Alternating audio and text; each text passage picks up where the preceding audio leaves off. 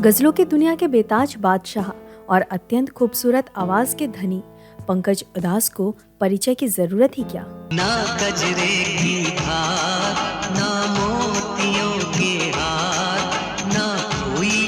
उनके द्वारा गाए गए गजल और गाने आज भी हर उम्र के लोगों का दिल बहलाते हैं। एक तू ही धनवान है गोरी, बाकी बेहद ही कोमल और बड़े दिल वाले पंकज उधास इंडस्ट्री के कुछ मात्र गायकों में से एक हैं, जिन्हें कामयाबी के ऊंचे मुकाम पर रहते हुए भी जरा सा भी घमंड नहीं था। जिए तो जिए कैसे। उन्हें तो आजीवन इस बात का गम था कि उनके हजारों गानों में से लोगों ने सिर्फ उन्हीं गानों को याद रखा जो शराब खानों का माहौल बनाते हैं। ताक़ी से जाम से अपनी तो जिंदगी शुरू होती है शाम से। तो चलिए हिंदी रेडियो के इस खास कार्यक्रम में पंकज उधास के जीवन पर प्रकाश डालते हैं। इतना गुरूर सूरत पे है हसीना, मत कर इतना गुरूर। पंकज उधास का जन्म 17 मई 1951 को गुजरात के जेतपुर में हुआ था। उनके दादाजी भावनगर स्टेट के दीवान थे। पंकज उधास के पिताजी केशुभाई उधास भी राजमहल आते जाते रहते थे। शाही परिवार के बच्चों को संगीत सिखाने के लिए उस्ताद अब्दुल करीम खान को नियुक्त किया गया था। केशुभाई उनसे संगीत सीखने के लिए जिद करने लगे, किंतु उस्ताद ने उन्हें ये कहकर इनकार किया कि वे शाही परिवार से नहीं हैं। पर फिर भी उस्ताद से उन्होंने दिलरुबा नामक एक वाद्य यंत्र सीख लिया। बचपन में सीखा इस यंत्र का साथ उन्होंने आजीवन नहीं छोड़ा। वे सरकारी नौकरी किया करते थे और घर आकर मन बहलाने के लिए दिलरुबा बजा लेते थे। दिलरुबा से निकला मधुर संगीत से 4 लोग प्रभावित हुए। एक उनकी खुद की बीवी जीतूबेन, बड़ा बेटा मनहर, मंझला बेटा निर्मल और सबसे छोटा बेटा पंकज। जीतूबेन तो स्टेज शोज में भी प्रदर्शन करने लगी थी। एक इंटरव्यू में पंकज ने अपने बचपन के दिनों को याद करते हुए ये बात कही थी। वालिद साहब जो साज बजाते थे, हम उसे उत्सुकता पूर्वक सुना करते थे। हम सोचते थे कि ये कैसे बजता है। मुझे लगता है वहीं से मेरी शुरुआत हुई। मेरे 2 बड़े भाई हैं, मनहर और निर्मल। मनहर मुझसे 8 साल बड़े हैं। पहले वो स्कूल में गाते थे, बाद में लोकल लेवल पर गाने लगे। हमारा बचपन राजकोट में गुजरा। मैं डॉक्टर बनना चाह रहा था। मेरे पिता मेरा बहुत ध्यान रखते थे। वो बहुत ही संवेदनशील थे। शायद म्यूजिक की वजह से वो ऐसे हो गए थे। उन्होंने कई बार मुझसे कहा कि आप डॉक्टर बनना चाहते हैं तो बेशक बनिए, लेकिन ये ज़रूरी नहीं कि आप डॉक्टर ही बने। आप डॉक्टर तभी बने जब आपको लगे कि आप डॉक्टर बनना चाहते हैं। शायद वो जान गए थे कि मेरा रुझान किस तरफ है। बचपन के दिनों में हारमोनियम बजाते बजाते उनका डॉक्टर बनने का सपना टूट गया और उन्होंने खुद को संगीत में ही ढाल लिया। आगे चलकर उनका पूरा परिवार मुंबई बस गया। सेंट जेवियर कॉलेज में पढ़ाई करते वक्त उन्होंने गुलाम कादर खान और मास्टर नवरंग को अपना गुरु बनाया।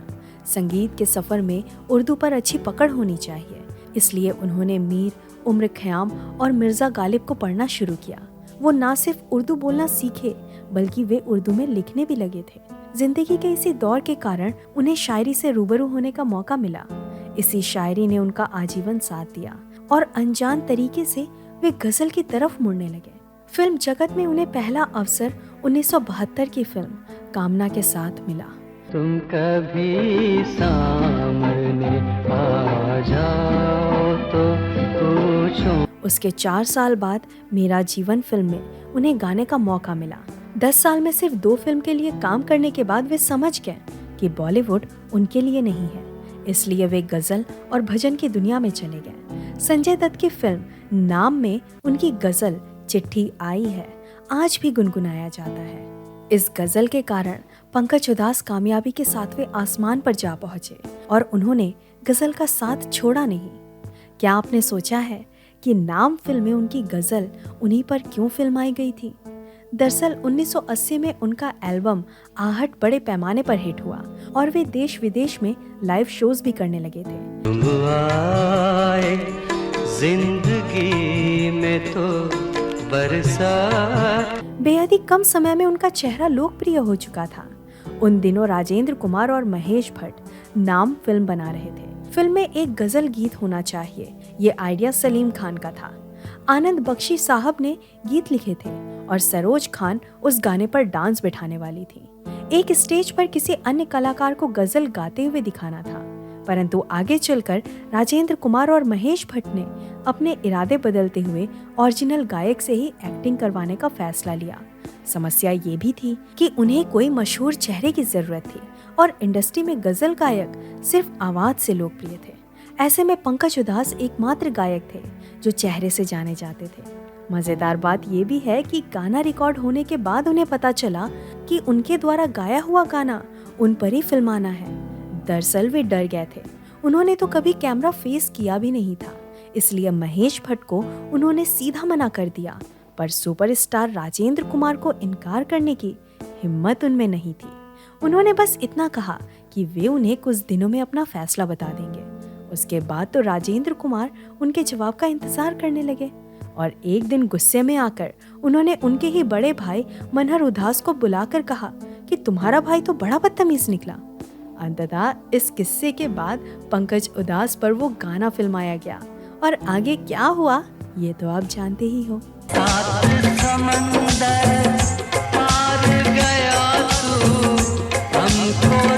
पंकज उधास की लव स्टोरी स्ट्रगल के दिनों से शुरू हो गई थी। दरअसल 1979 में पड़ोसी के कारण उनकी पहचान फरीदा से हुई, जो एयर होस्टेस थी। जल्द ही दोनों एक दूसरे के प्यार में विलीन हो गए। क्योंकि पंकज हिंदू थे, इसलिए फरीदा का पारसी परिवार इस रिश्ते का विरोध करने लगा। फिर भी पंकज ने इंतजार किया और फरीदा के संपर्क में रहे। 3 साल गुजर जाने के बाद पंकज जब लोकप्रिय हुए, तब जाकर 1982 में दोनों की शादी हुई। फरीदा के पिताजी रिटायर्ड पुलिस अधिकारी थे। उनके पास एक बंदूक भी थी। एक दिन पंकज ने हिम्मत दिखाकर फरीदा के पिताजी से बात की। इस पर उन्होंने जवाब दिया, अगर तुम्हें लगता है कि तुम दोनों एक दूसरे के साथ खुश रहोगे तो कर लो शादी। एक इंटरव्यू में पंकज उधास ने वो वाकया भी बताया जब एल्बम के लिए फरीदा ने उन्हें आर्थिक मदद की थी। उस वक्त दोनों की शादी भी नहीं हुई थी और फरीदा ने किसी से पैसे उधार लेकर पंकज की सहायता की थी। उन दोनों ने शादी करने से पहले ही फैसला किया था कि शादी के बाद वे धार्मिक मुद्दों पर लड़ाई नहीं करेंगे। आज के दौर में पंकज उधास का परिवार मुंबई में ही रहता है। दोनों बच्चे नायाब और रेवा पिता की विरासत आगे चलाने के लिए तैयार हैं।